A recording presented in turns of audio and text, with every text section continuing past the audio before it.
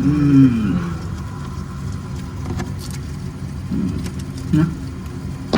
kita unboxing Google Pixel 11 Pro. Nak beli smartphone termurah di muka bumi? Beli di factorymobile.my. Mudah, cepat dan terus sampai di depan pintu. Hai guys, kembali lagi. Aku baru je balik daripada launching Google Pixel 11 seri. Dan aku dapat Google Pixel 11 Pro yang warna Cheong. Aku tak tahu yang warna ni lah. Cheong tu warna pink. Aku ingat kita panggil warna pink or rose je kan. So, macam mana Google Pixel 11 Pro ni dia punya reka bentuk? Jom, teman aku unbox. So guys, ini dia Pixel 11 Pro. Ini merupakan Pixel pertama aku untuk aku unbox. So, kalau korang beli pun korang akan dapat box yang macam ni lah. Memang nice dia punya design box. Okay, detail dia kat sini. Google Pixel 11 Pro. Warna Cheong. Cheong ni warna rose. Oh, baru aku tahu ia warna macam ni. Gambar ni. Dan aku dapat sekali. Ni. Dia punya casing dan jenis clear. Aku akan box sekejap lagi. Actually, untuk Pixel 11 seri kali ni, dia datang dengan beberapa model. Aku dapat box ni. Ada Pixel 11, Pixel 11 Pro, 11 Pro SL dan 11 Pro 4. Yang ni aku akan unboxing nanti. Jangan risau. Aku ada juga untuk unbox. So, stay tune dekat channel ni. Aku akan box untuk next video. Jadi, jom kita tengok ni. Okay, lepas tu keluarkan.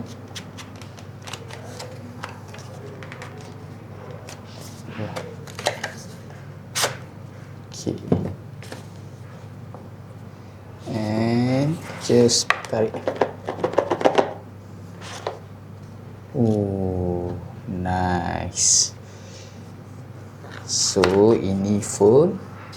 Tepi dulu. So, dalam box korang akan dapat satu kabel Type-C to Type-C. Nampak tak? Dia punya kabel, kualiti kabel dia macam ni je. Okay lah. Sebab dia punya design kabel susunan ni memang lawa lah. Tiru macam ada brand tu kan. So, ini Type-C to Type-C. Dapat kabel. And yes, ini phone. Jom kita buka. Tarik.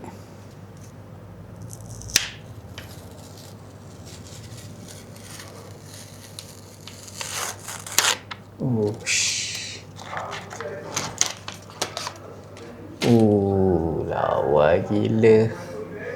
So, aku suka design kali ni. So, ini yang Pro version. Size dia macam 15. Sini dengan 16. So, tengok. Saiz dia macam iPhone 15 lah. Lebih kurang. Kalau yang Pro SL, korang akan dapat saiz yang macam 17 Pro Max.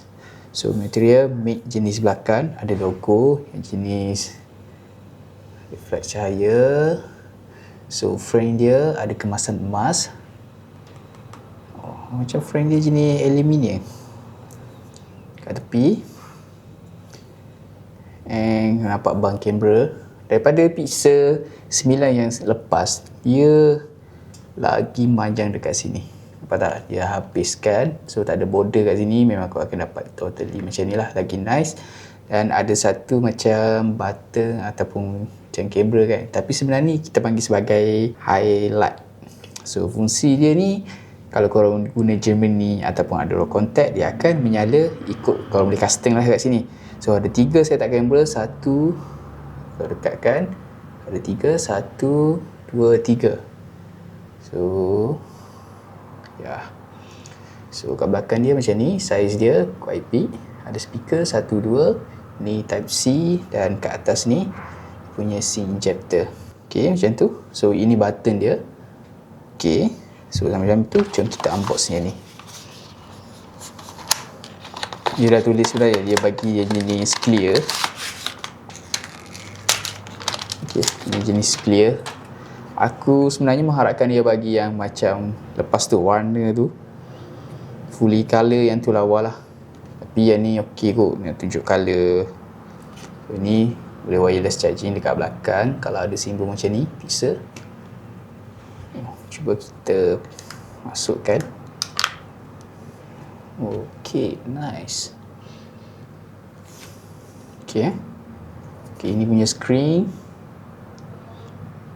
Okay, jom kita on.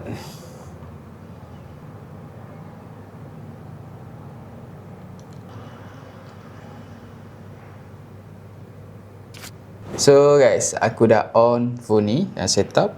Jom kita tengok sikit. Sebelum tu aku nak buang dia punya casing ni. Susah lah. Okay, ini masalah yang pertama. Adakah aku tak pandai nak buka casing, ataupun ada cara yang terbaik? Okay, so dah buka.